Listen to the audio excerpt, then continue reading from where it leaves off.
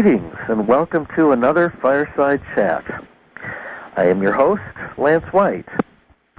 I'm delighted to have a returning guest this evening. Her name is Helen Littrell. Helen wrote a groundbreaking book called Raechels' Eyes. This is her own story about her daughter, Marissa, who lived with an odd college roommate named Raechel. Marissa was legally blind, needing assistance, and Raechel had no history, a strange diet, and many unanswered questions. Marissa's story invites us to expand our vision in order to see the world through the eyes of a blind girl, her mother, and most strangely, through Raechel's eyes. So let's welcome Helen to the show and find out more about this mysterious story. Hi, Helen. How are you? Hi, Lance. I'm so glad to be talking to you. It's good to be here talking to you again, too. Has anything unusual happened since our last conversation on air? I don't think so. Let's see, that was right after the first of the year, wasn't it? Yes, it was in January. Right. Well, I think that I've had one abduction since then, but I don't recall any details. It's kind of the same as usual. I know when it's going to happen, and because it's always the same, but I never recall any details, and that bothers me. If I'm going to be going someplace off the Earth's surface, I want to know what happened. Right, I agree. What are the sensations before that happens? Well, it usually happens after I've been in bed for a while, and it's maybe around sometime after midnight, maybe 2 o'clock or so. And I'll wake up and see a really bright light coming from over a big pine tree that's right outside my bedroom window. And I always get up and stand at the window and look up to see if I can see where the light is coming from, and I never can because the tree is so tall. The light, the source, is above the top of the tree, apparently. And then I look at it there for a couple of minutes, and then I go back to bed. And I think I go to sleep. Now, that doesn't make any sense, because, and then in the morning, I always wake up with the same symptoms, and sometimes they're more severe than others, and I do know that I've been taken. Yeah. What are the symptoms like?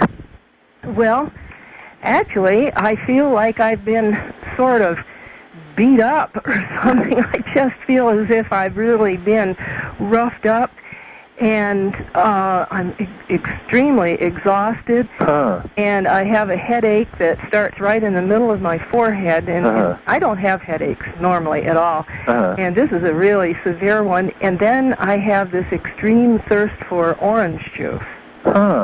And I know this sounds really kind of goofy, but and I can't concentrate either for almost the entire day, and I'm just so overwhelmingly exhausted. And normally I sleep, like anyone else. Sometimes you feel better than others, but you never feel totally exhausted. No, not at all. Not at all. Have you found that that other people who have a history of being abducted have similar experiences? Sort of, especially seeing the light beforehand. Yeah. And it's not always, of course, above a tree outside their window like mine is. Sometimes it's in their room, their bedroom, or down the hall or something. But then they always do weird things like I do. They look at it, and then they go back to bed. Yeah. So they think. And I don't know, maybe I do go back to bed, but I believe that I'm taken out really shortly afterwards. Yeah. Or I never do lay down again, and, the memory is planted in my mind that I went back to bed. Yeah, because that's a common experience, isn't it? I believe it is. Yeah. I've heard a lot of people talk about that, and they're all just as confused as I am. They say, well, why would we do that? Yeah. Why would we just say, oh, well, because that's not a normal thing to have happen, this light, and it's an unusual light, too. It's bright, and yet it's a soft light. It's not like any other light that I've ever seen. Huh. And other people have said the same thing, and it's really hard to describe it because it is bright, and it sort of shimmers just a little tiny bit, not a lot. But everybody seems to say the same thing. It's too bad that maybe it's not too bad that you can't remember. Well, yeah, there may be a good reason. Yeah. But, this has happened quite a few times over the years, and one time when it happened, though, the next morning when I woke up, I had these same feelings of just being beat up, but that time I think I really was, because when I knew I just hurt all over. And I know what a beat-up feeling is, because in my marriages I've underwent that quite a few times, so I know what that's like. But when I got out of bed this one time, my right shoulder was dislocated. Really? And, it would be really hard to sleep in such a position that you dislocate your shoulder. Yes. And I talked to my regression therapist, June Steiner, who did the regressions on me for the book. I talked to her about it because I was really concerned. I couldn't think what would have happened to cause that. It never had before. And she said, well, you might want to consider what they call MyLab, the military abduction. Oh. And I don't know, because it began the same way as the other ones had, the light over the tree, and I looked at it and went back to bed.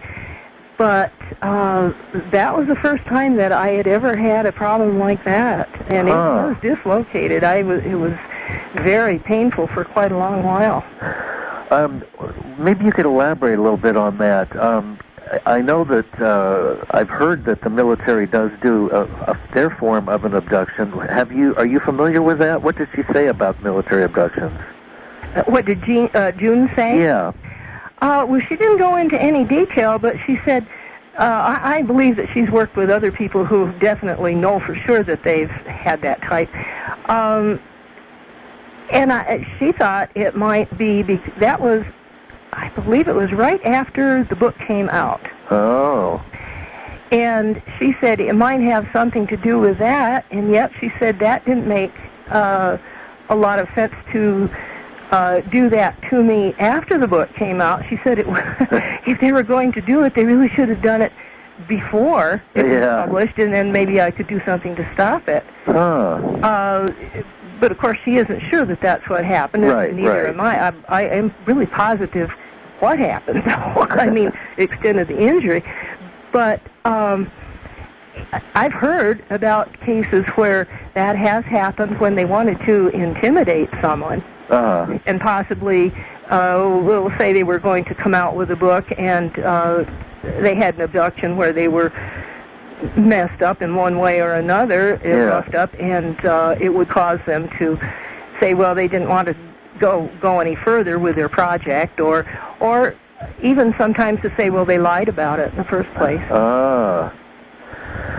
Well, let's find out a little bit more about the story about your daughter Marissa and her experiences with Raechel. And it seems that you eventually found out that your whole family has had experiences with abductions. Is that true? Yes, most of them have. And I didn't find that out until the book came out, or about the same time. But actually, my boys have both had experiences, and they don't want to talk about it. They're really close-mouthed about it. Yeah. I think it's too painful, maybe, or they think it will be too painful if they start talking about it and start recalling facts. Yeah. But they both have, and in fact, the woman who I always thought was my aunt, and then later I found out was my real mother, had told me, after I found out my birth situation there, she told me that when she was a child, and they lived way back in the country. It was in upper New York State, away from any air bases or towns of any size or anything. And they would, at night, in the middle of the night, they would feel this rumble and feel like vibrations or something. And her mother, which was my grandmother, would get all the kids up and get them dressed, and there was 8 or 9 kids. There was a whole lot of them, and they would all get dressed and go outside, and they would look at the ships. Wow. And I was just amazed when she told me that, because she volunteered it. Huh. And she didn't know that I had written a book. Wow. And because I asked her, after I found out, about my origin, I asked her, well, was there ever anything strange in your childhood that, about the kids or anything? And she started right out with that. Well, we would everyone would get up and dressed, and that was what surprised me, because normally you wouldn't get dressed to go outside and look at something. Yeah, yeah. But of course, it could have been in the wintertime too, and there's a lot of snow and everything, but still you would just throw a coat on. Huh. I bet she could have told some interesting stories. I think she could, and I pressed her for it, and she said, well, she didn't want to talk about anything more than that. She said, I can't remember. It was so long ago. Yeah. And I said, well, yes, it was a long time ago, but you remembered really well up to this point. And I said, maybe if you just think a few minutes, it would come back to you. No, I don't want to talk about it. So I think that they may have gone for a ride in the ship. Yeah, that's what it sounds like. But I don't know. That's conjecture. Well, maybe you could tell us a little bit about the story that you wrote about Raechel and how that came about. What with Marissa. How they met each other? Yes. How did that begin? Well, that began in the spring of 1972 in a town in Northern California. And my daughter had left home, and she had an apartment, and she couldn't really manage it financially, and so she was looking for a roommate, and sort of almost instantly, like the next day after she began looking, this man showed up, military man, with his daughter, and this was in the counselor's office, because the counselor was helping her to secure a roommate, because my daughter was blind and it was hard for her to do things. And so they got along immediately. They liked each other, and it seemed that Raechel needed someone who wasn't going to be too critical of some of her ways, which were a little strange, because his father said, and this was Colonel Nadine, said that she had been raised on a base really remote, and there weren't any other teenagers around. And my daughter needed someone that could sort of help her, because she wasn't very sighted at that time. She could see just little tiny glimpses, but not much. And so she needed someone to help her with her personal things and help with the money, the rent and utilities and that. So that was how they got together. It was, as I look back on it now, it seems as though it was one of those things that may have been orchestrated. Yes, I call those setups. Yeah, that's the regular name for them. Yeah. It does seem that we often have times in our lives when everything just goes a certain way. It's almost like following a movie script. It's so perfectly written, and you just can't do anything but follow your lines.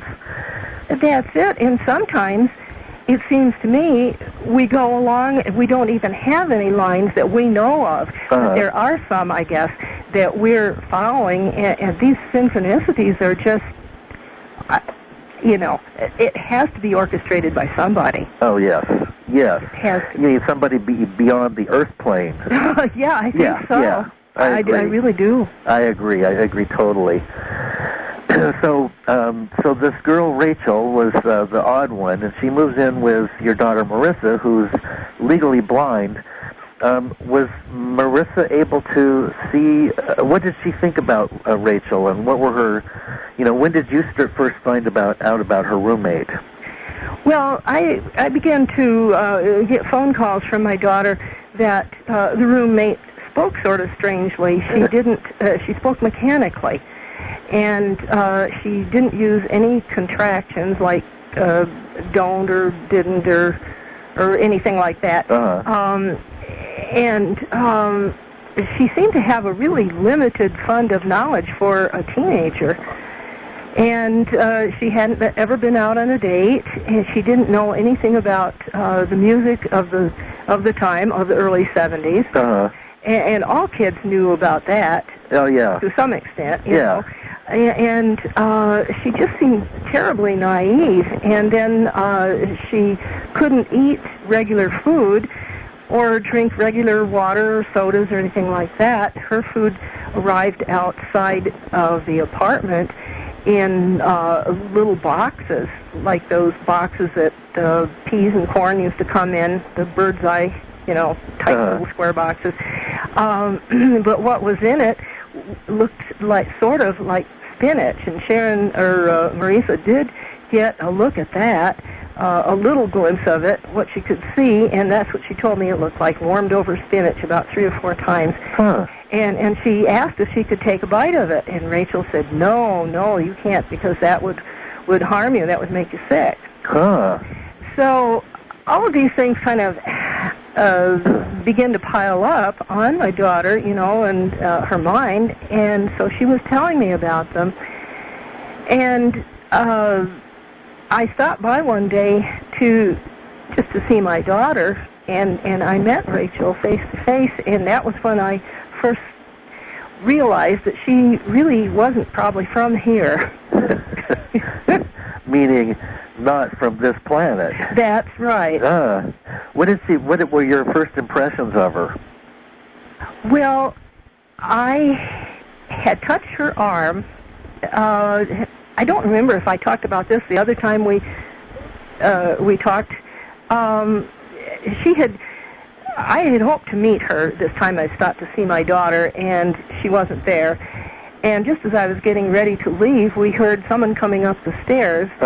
And so I waited a minute, and my daughter said, I think it sounds like her. So I waited, and yes, it was. And she sort of rushed past me into the apartment just to stop long enough for my daughter to introduce us. And her response when Marisa said, well, Raechel, this is my mother. I want you to meet her. And Raechel said something like, I am very pleased to meet you. Like that. And that wasn't quite normal, but anyway, I didn't pay that much attention. But when she came back out with something in her hand, she tripped over something on the rug just before she got to us. And I was standing on one side of the open doorway, and Marisa was on the other. And I could see that Raechel was going to fall right straight forward and fall right on her face. Ooh. And she didn't seem to be catching herself. And most people in that situation, you reach out your hands and grab for whatever is there. But she didn't. So I grabbed her arm, and as I did, her jumpsuit sleeve slipped up, and I was holding on to her arm, and the skin was kind of spongy and really cool feeling. Just felt artificial. And it was sort of like the skin on a doll that I'd had years and years when I was a young child, and it had the skin that was supposed to feel real, but it didn't either. As I had a hold of Raechel's arm and stood her back up, she had sunglasses on, large wraparound sunglasses, and they slid down on her nose, and I found myself right almost nose to nose with her, looking into those eyes, and they were huge and kind of an avocado green, and they had the vertical slits and regular pupils, and I was really kind of mesmerized, I guess, as I looked into her eyes, and I couldn't look away, and I was just terrified for a moment. And I stood there looking at her, and then I realized that she was more afraid than I was. I was getting a lot of thoughts going back and forth from her to me in those few seconds. She was more afraid than I was, because she realized that I had seen that she wasn't what she was supposed to be. Now, were you empathic at that point? I mean, were you accustomed to having situations where you could read people's minds, or pick up impressions or things, or was this something that was fairly new? It was fairly new. I just hadn't. I guess yes, I had been in those situations where I should have picked up on things, but I really didn't. And as you mention it, I'm wondering why I didn't. But at any rate, I certainly was at that moment, and I have been from then on, and I'm getting more that way too.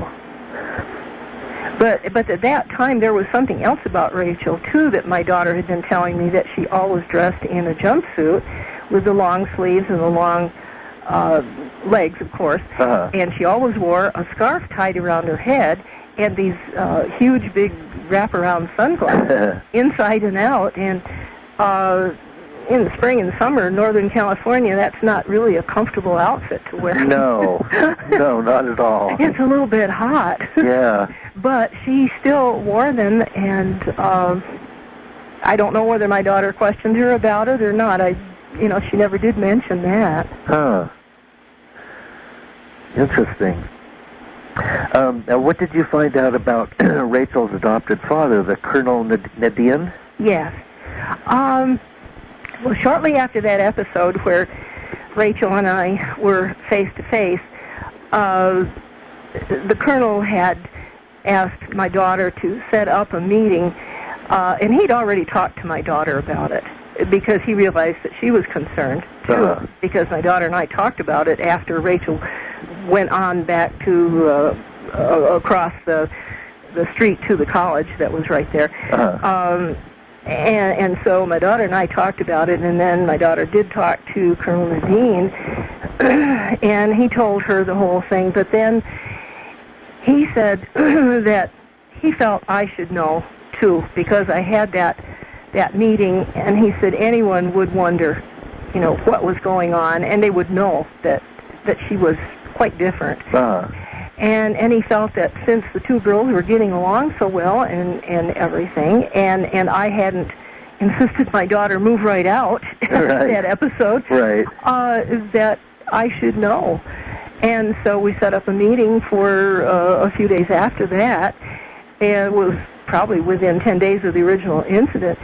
And he sat me down in the apartment, and both girls were there too. And but Raechel sat in her bedroom. The door was open, but she sat on the bed. Okay. And my daughter sat on one end of the couch, and I sat on the other, and the Colonel was in the chair. And he started to tell me, he started with his entrance into the Air Force, and a little bit about his home life and everything. And he talked maybe for 5 minutes, or maybe 10, but after that, I don't remember him talking anymore, and it wasn't more than a half hour or so that I spent in the apartment, and I had all of this information, and I had a monumental headache, too, because what I had was a big download of information, because he could communicate telepathically. Wow. So not only Raechel, but also her adopted father, the Colonel, could communicate telepathically. Right, and I'm not sure whether he was an empath to begin with, or I think it was something that he learned in his training before he went to Four Corners. Because he was going to be coming in contact with different extraterrestrials, and they didn't all...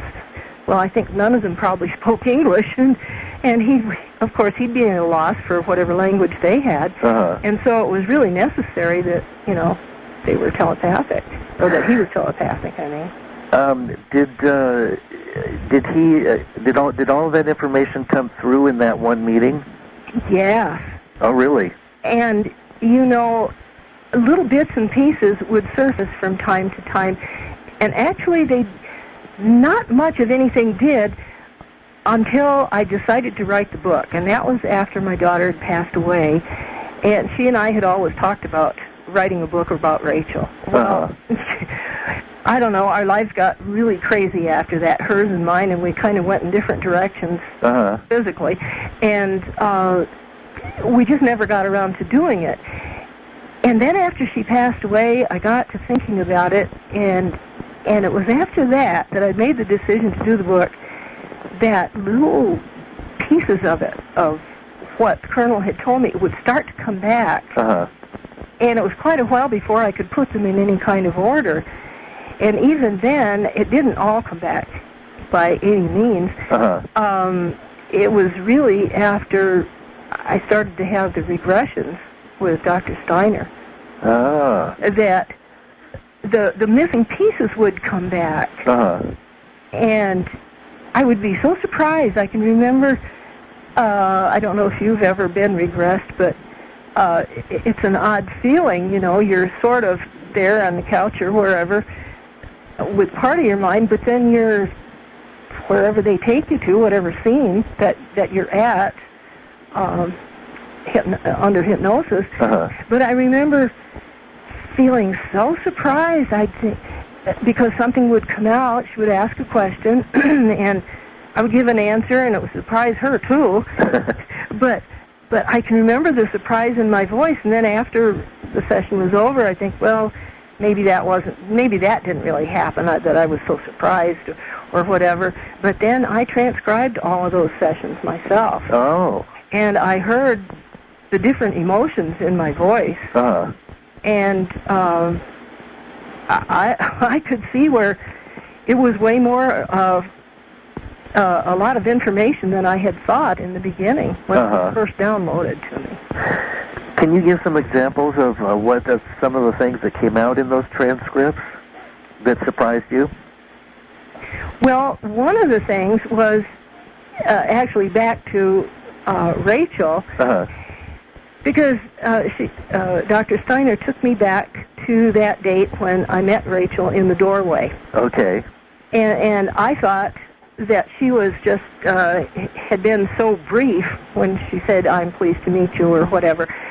But actually, she had reached out her hand and like to shake hands, which she didn't do like a normal person. She just sort of put her hand out with the palm up.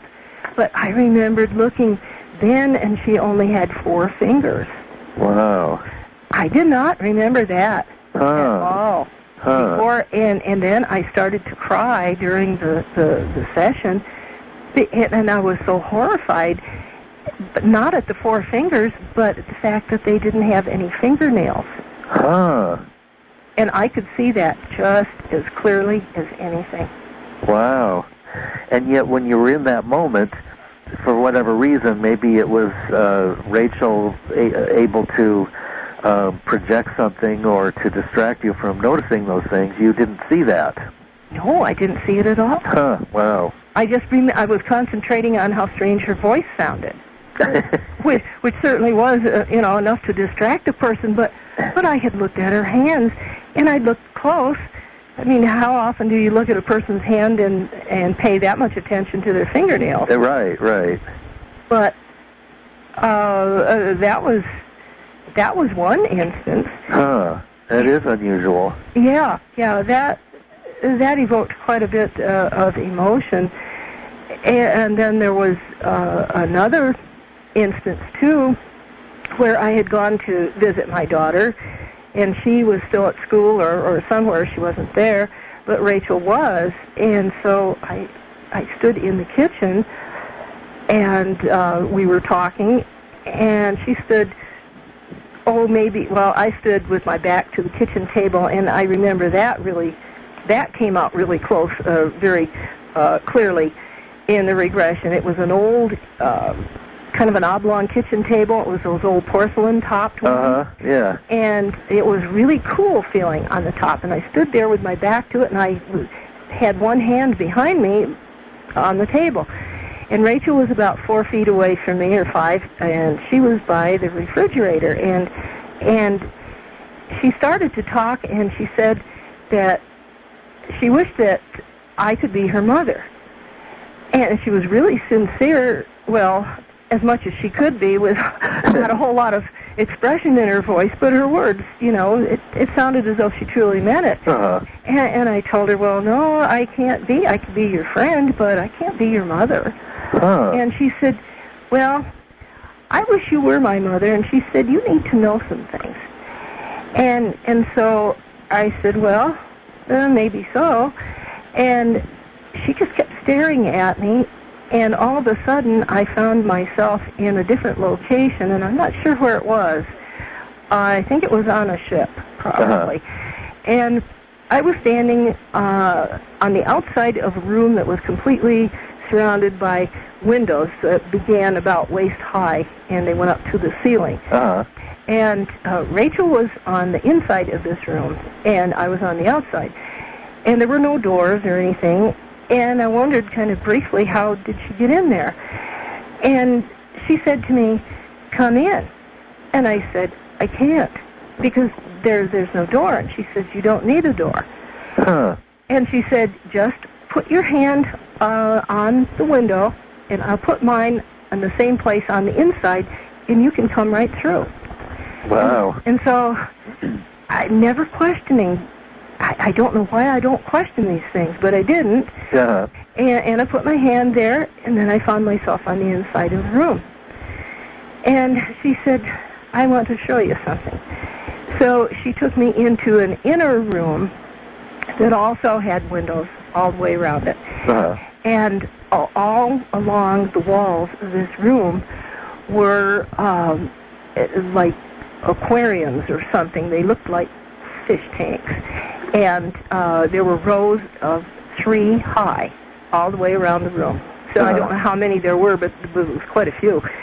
And inside of these things were, inside of this, the tanks with kind of greenish, brackish-looking water fluid, there were fetuses in all different stages of development. Huh. And I was pretty horrified at that. They were just appalling looking. They didn't look human by any means. Uh-huh.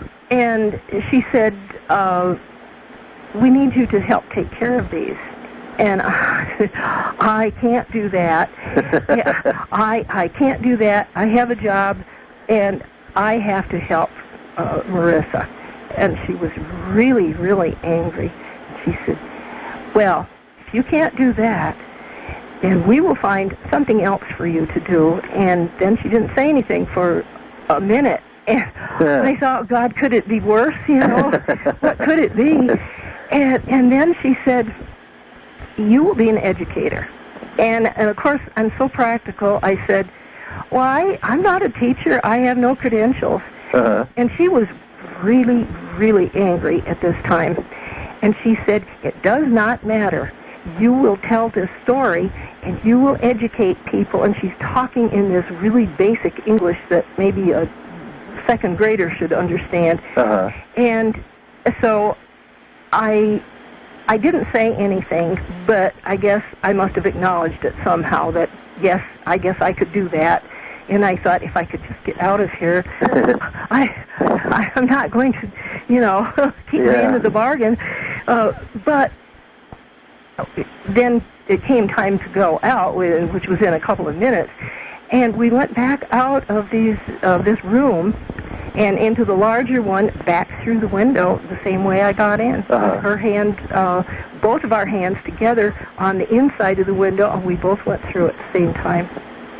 And then I found myself back in the kitchen. Wow. In the same position, with my hands still behind me on that cool porcelain top table.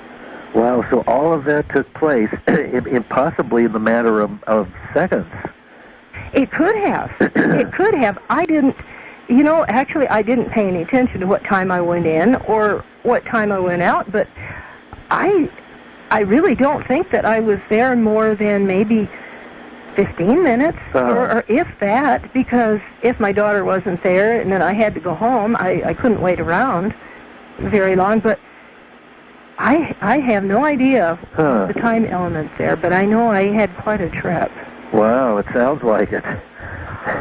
But talking about evoking emotion, you know, I felt quite wrung out after that experience. That was really.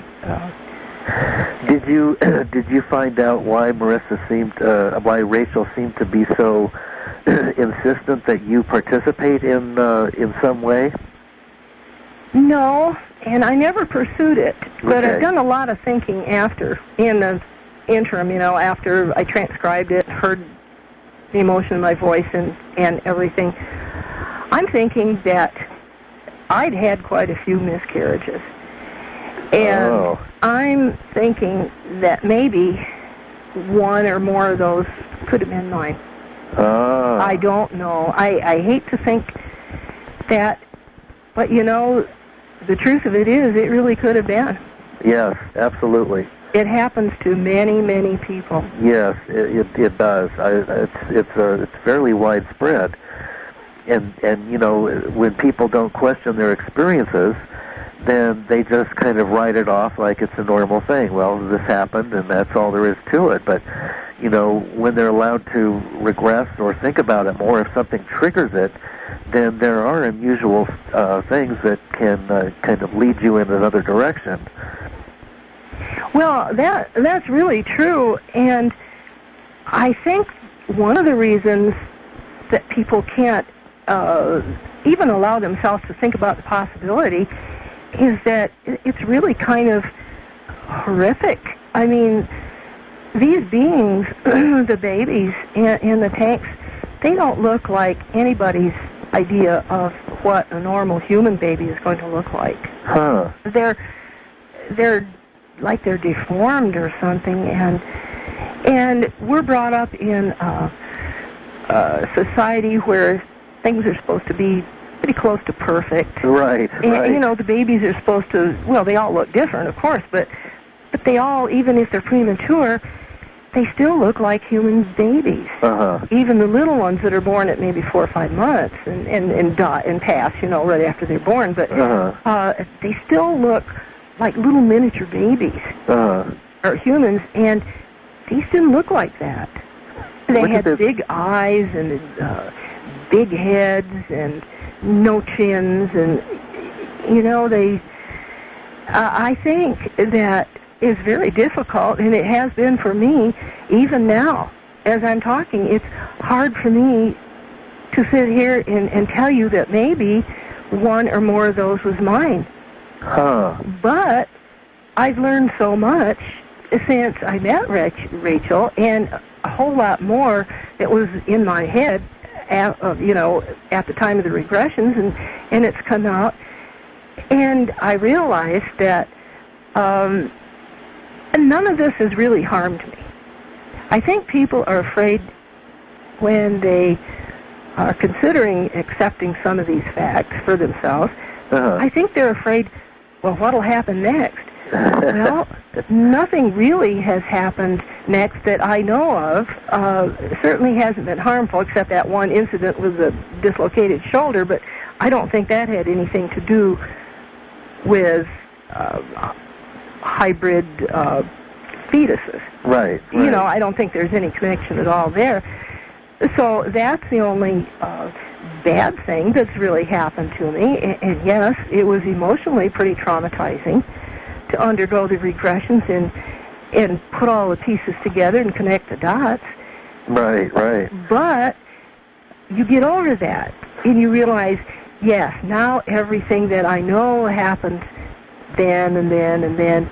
Now it all makes sense, and it really hasn't harmed me, and I don't think it's harmed anyone else to any great degree. If anything, you probably wish you had more memories of it. Oh, I do. Yeah. I do. Yeah. There was, I spoke to one other person, his name is Jim Sparks, who is one of the few people who remembers all of his abductions over a period of many years, and it's quite another story,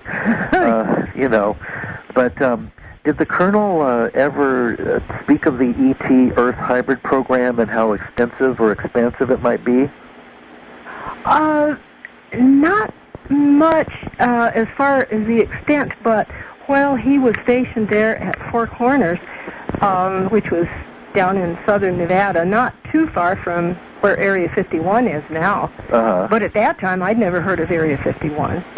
And well, I suppose it was there, but I hadn't heard of it. Right. And they had a program there. It was an exchange program with scientists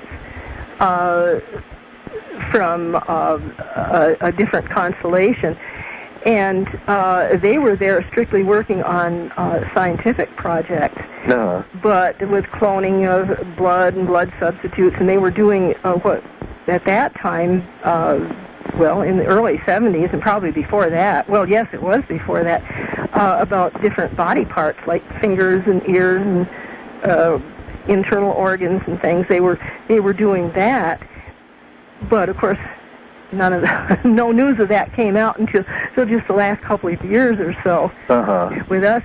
But some of those scientists that were in the exchange program, they were hybrids.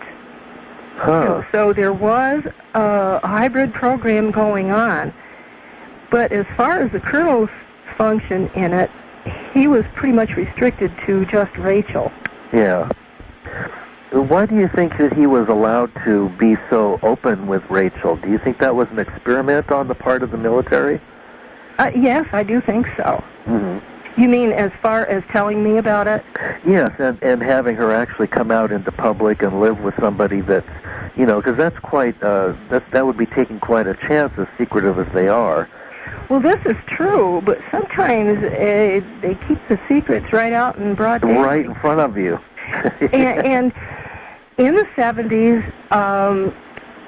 college students were kind of dressing and acting strange. Well, that's true. That's true. And so she was, quite a lot more extreme, but yet it could be passed off as just eccentric, I suppose. Yeah. But I don't understand, and I never have, why really that he felt obligated to tell me all of that, because he really didn't have to. I mean, he could have told me almost anything. Yeah. Within reason, and I would have probably believed it. Yeah. But I did, at that time, I did have a top secret encrypto clearance. That I had back east, because I had I worked in the communications center back there, and, that was in the 50s.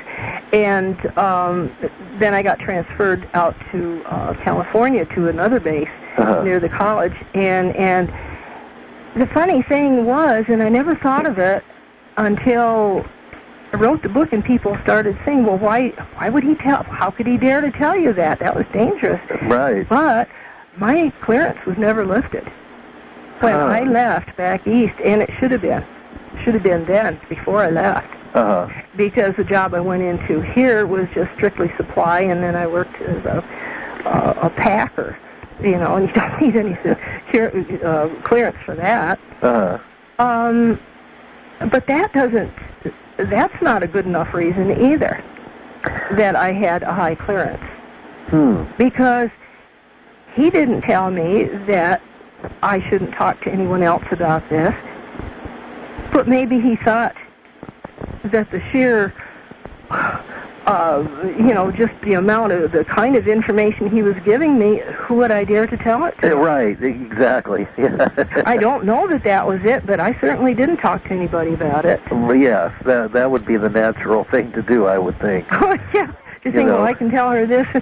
People are just going to tell her she's nuts and ignore her, and, so she's not going to say anything. Right. But that's not a very secure way of thinking on his part. Yeah. I really don't know. How long did the two girls live together?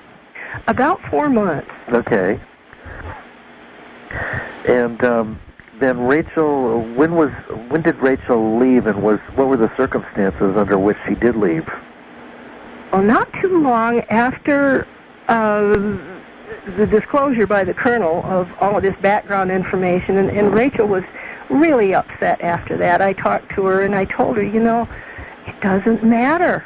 Everybody's different. I said, look at Marissa. She's different. I'm different.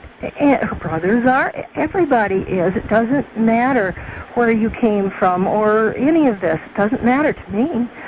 But she was quite upset. And at any rate, one day, probably 2 weeks after the colonel talked to me, my daughter came home for lunch, and by that time she was seeing a little bit better, not too well, but she could get around. And she only had to go across the street from the campus to the apartment building. So she came home expecting to find Raechel there, and there was no sign of her, and she called and no answer. So she went into Raechel's room, and none of her things were there. Oh. And it was a furnished apartment, so the bed and dresser and that was there, but none of her clothing or her things that she had, personal things, were there.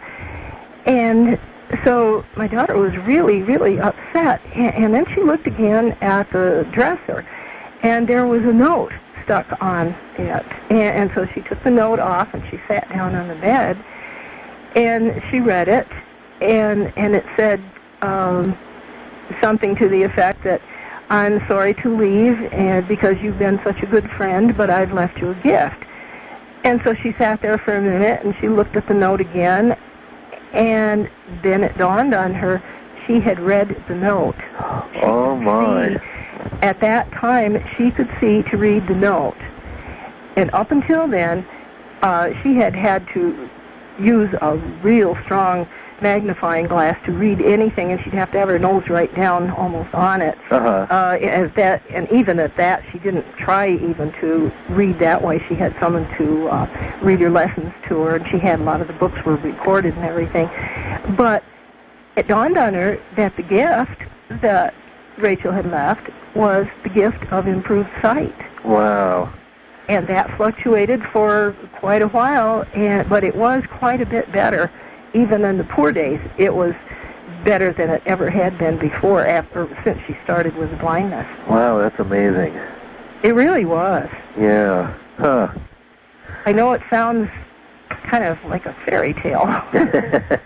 But at any rate, my daughter called me and told me what had happened, and so I got in touch with a friend who was he was the chief of security there at that particular base, and he did owe me a couple of favors, so I had him check on the colonel to see if he was still around. And it seemed that all of his files had mysteriously disappeared from this other base. And it was like he had never existed. Wow.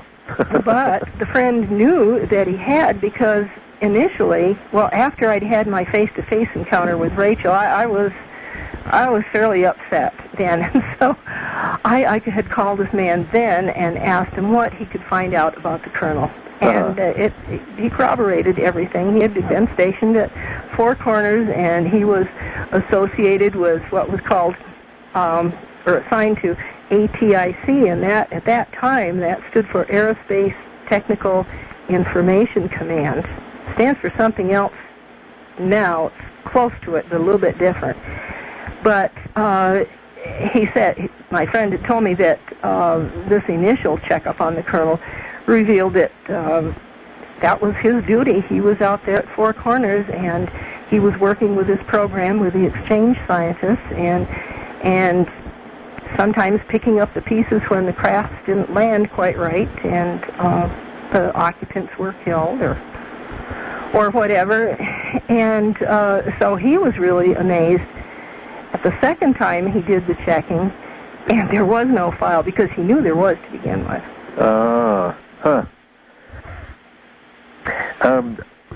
Now, in the book, we do find out what happens to Raechel. I know this is not the happiest part of the story, but can you tell us what you eventually found out about Raechel's life? Well, she didn't come to a very happy ending, you're right. It seemed that she, after her disappearance, and I don't know where she went. I really don't know where the two of them went, if they went together or she was taken separately. But her purpose in this program, the Humanization Project, was to see to what degree she could acquire human emotions. And she had acquired quite a few, because she showed that to me, and she certainly showed it to my daughter. and to the different people that had become acquainted with her. And apparently she had acquired too much. And so they decided that instead of deprogramming her somewhat, they would just eliminate her. And which sounds reasonable, according to how sometimes the government does things. And so she was pushed down a flight of stairs and died that way. Wow. And that was by military operatives. But it had to be agreed to by her father, too, which was a difficult thing for him. But he knew that going in. Yeah. That if she acquired too much, that had to happen. Yeah. And that came out in the regressions, too. I'd had glimpses of that before. Just little tiny bits and pieces. But then not too long ago, well, let's see, I guess it was sometime last fall, I had an abduction experience. At least I think that's what it was. And I was taken somewhere and shown that scene happening. And it was like I was a bystander, and it wasn't a dream either. It was real. Well, to whatever degree, I don't know. Right. It had to have taken me back in time, that's for sure.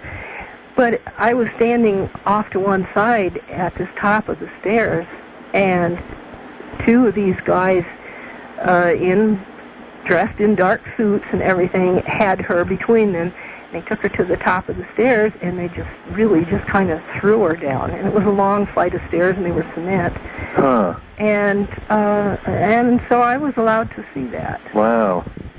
And I didn't like that. I didn't see why that was necessary, but maybe it was just to cement it further in my mind. Yeah, yeah. Do you have any gut feeling about what the program was trying to, what they're trying to do? If we're being upgraded, or if they're being upgraded, or both of us are they're trying experiments to see how we meld together for some reason? Well, it's just a guess, but I'm beginning to think that maybe we are and they are both being upgraded.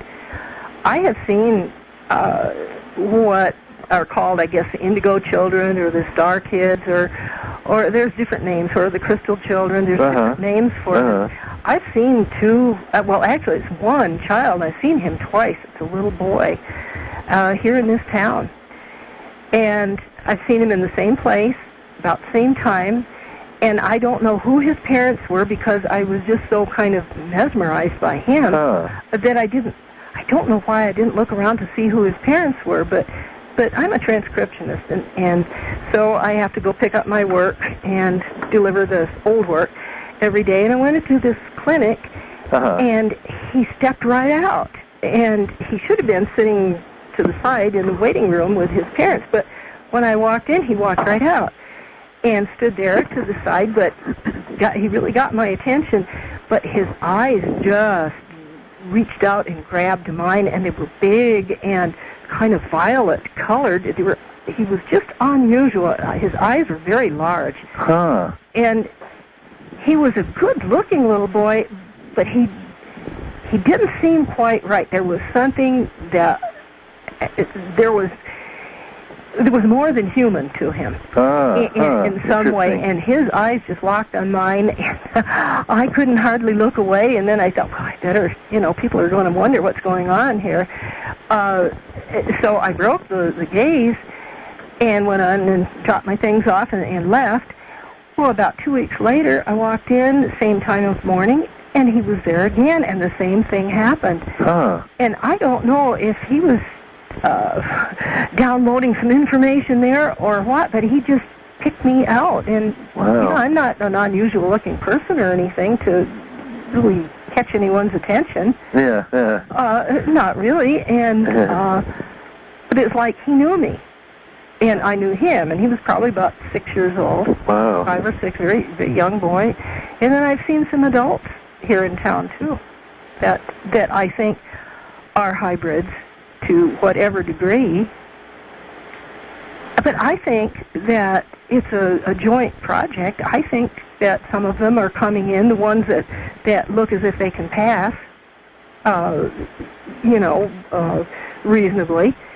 And I think they are trying to fit in.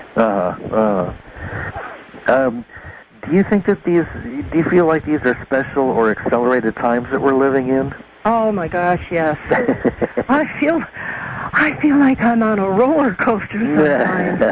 It's just, and they say, well, when you get older, time goes faster. But that's not entirely true, because I hear the young kids saying that too. Yeah. So many people are. What do you think is happening? Do you think it's a shift in consciousness or a shift in our planet's vibration that's causing this? I think it's both. Yeah. I think the vibrations are just accelerated. Yeah. It's just almost a palpable thing. Yes, yeah. At times, not always, but at times you can just feel it. Yes. Well, of course, a lot of people believe that this is a period of time when they call it either the ascension or the shift, or, some people in more traditional faiths call it revelations. Right. But whatever the name is, there's definitely something different happening. Oh, there is. We don't have a lot of time left, Helen. How can people find out more about your book, and where can they reach it or you? Okay, they could order it from www.fifthworld.com, and that's 5thworld.com, or Amazon.com. Okay. Or they could call Wildflower Press, and that is 1-800-366-0264. And if they'd like to contact me, I'd love to hear from anyone. And they can get me at Helen at Helen, Fifth World at AOL.com, and that's Helen, 5th World at AOL.com. Wonderful. What would you like the listeners to know or be left with upon reading your story? I would like them to know that if they've had unusual experiences like this, they should feel free to talk to someone who they can trust. But you can't just talk to anyone, but you need to seek out someone that they can trust, like you and like me. Yes, yeah. And in that case, if they'd like to email me, I would be so happy to talk to them. And maybe they need to speak to someone who is experienced in doing regression therapy. Right. That apparently a lot of information came out from your experiences. Yeah. So, and I have to tell the listeners that the book is just a marvel. It's it's an emotional book, and it's an eye-opener, and it's well written. And there's the second half of the book has actual transcripts, which you were talking about earlier.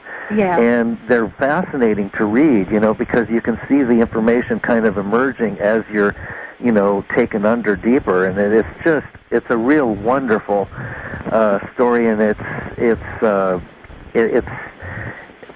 eye-opening. It's very moving too.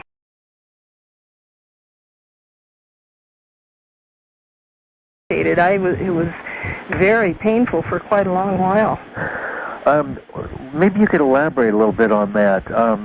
I know that I've heard that the military does do their form of an abduction. Are you familiar with that? What did she say about military abductions? What did June say? Yeah. Well, she didn't go into any detail, but she said, I believe that she's worked with other people who definitely know for sure that they've had that type. She thought it might be, that was, I believe it was right after the book came out. Oh. And she said it might have something to do with that, and yet she said that didn't make a lot of sense to do that to me after the book came out. She said if they were going to do it, they really should have done it before it was published, and then maybe I could do something to stop it. Huh. but of course she isn't sure that that's what happened. Right, neither am I. I am really positive what happened. I mean, the extent of the injury.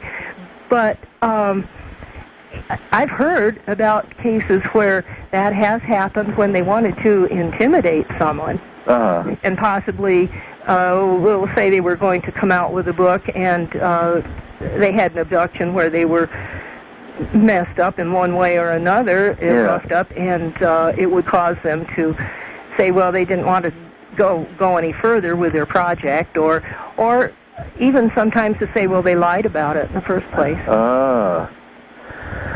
Well, let's find out a little bit more about the story. And it's maybe around sometime after midnight, maybe 2 o'clock or so, and I'll wake up and see a really bright light coming from over a big pine tree that's right outside my bedroom window. And I always get up and stand at the window and look up to see if I can see where the light is coming from, and I never can because the tree is so tall. The light, the source is above the top of the tree, apparently. And then I look at it there for a couple of minutes, and then I go back to bed. And I think I go to sleep. Now, that doesn't make any sense. Because, and then in the morning, I always wake up with the same symptoms, and sometimes they're more severe than others, and I do know that I've been taken. Yeah. What are the symptoms like? Well, actually, I feel like I've been sort of beat up or something. I just feel as if I've really been roughed up, and I'm extremely exhausted, and I have a headache that starts right in the middle of my forehead, and I don't have headaches normally at all, and this is a really severe one, and then I have this extreme thirst for orange juice. And I know this sounds really kind of goofy, but and I can't concentrate either for almost the entire day, and I'm just so overwhelmingly exhausted. And normally I sleep, like anyone else. Sometimes you feel better than others, but you never feel totally exhausted. No, not at all. Not at all. Have you found that that other people who have a history of being abducted have similar experiences? Sort of, especially seeing the light beforehand. Yeah. And it's not always, of course, above a tree outside their window like mine is. Sometimes it's in their room, their bedroom, or down the hall or something. But then they always do weird things like I do. They look at it, and then they go back to bed. Yeah. So they think, and I don't know, maybe I do go back to bed, but I believe that I'm taken out really shortly afterwards. Yeah. Or I never do lay down again, and, I'm, the memory is planted in my mind that I went back to bed. Yeah, because that's a common experience, isn't it? I believe it is. Yeah. I've heard a lot of people talk about that, and they're all just as confused as I am. They say, well, why would we do that? Yeah. Why would we just say, oh, well, because that's not a normal thing to have happen, this light, and it's an unusual light, too. It's bright, and yet it's a soft light. It's not like any other light that I've ever seen. And other people have said the same thing, and it's really hard to describe it because it is bright, and it sort of shimmers just a little tiny bit, not a lot. But everybody seems to say the same thing. It's too bad that maybe it's not too bad that you can't remember. Well, yeah, there may be a good reason. Yeah. But this has happened quite a few times over the years, and one time when it happened, though, the next morning when I woke up, I had these same feelings of just being beat up, but that time I think I really was, because when I knew I just hurt all over. And I know what a beat-up feeling is, because in my marriages I've underwent that quite a few times, so I know what that's like. But when I got out of bed this one time, my right shoulder was dislocated. Really? And, you know, it would be really hard to sleep in such a position that you dislocate your shoulder. Yes, yes. And I talked to my regression therapist, June Steiner, who did the regressions on me for the book. I talked to her about it because I was really concerned. I couldn't think what would have happened to cause that. It never had before. And she said, well, you might want to consider what they call MyLab, the military abduction. Oh. And I don't know, because it began the same way as the other ones had, you know, the light over the tree, and I looked at it and went back to bed. But that was the first time that I had ever had a problem like that, and it was dislocated. Greetings, and welcome to another Fireside Chat. I am your host, Lance White. I'm delighted to have a returning guest this evening. Her name is Helen Littrell. Helen wrote a groundbreaking book called Raechel's Eyes. This is her own story about her daughter, Marissa, who lived with an odd college roommate named Raechel. Marissa was legally blind, needing assistance, and Raechel had no history, a strange diet, and many unanswered questions. Marissa's story invites us to expand our vision in order to see the world through the eyes of a blind girl, her mother, and most strangely, through Raechel's eyes. So let's welcome Helen to the show and find out more about this mysterious story. Hi, Helen. How are you? Hi, Lance. I'm so glad to be talking to you. It's good to be here, talking to you again, too. Has anything unusual happened since our last conversation on air? I don't think so. Let's see, that was right after the first of the year, wasn't it? Yes, it was in January. Right. Well, I think that I've had one abduction since then, but I don't recall any details. It's kind of the same as usual. I know when it's going to happen, and because it's always the same, but I never recall any details. And that bothers me. If I'm going to be going someplace off the Earth's surface, I want to know what happened. Right, I agree. What is the sensations before that happens? Well, it usually happens after I've been in bed for a while.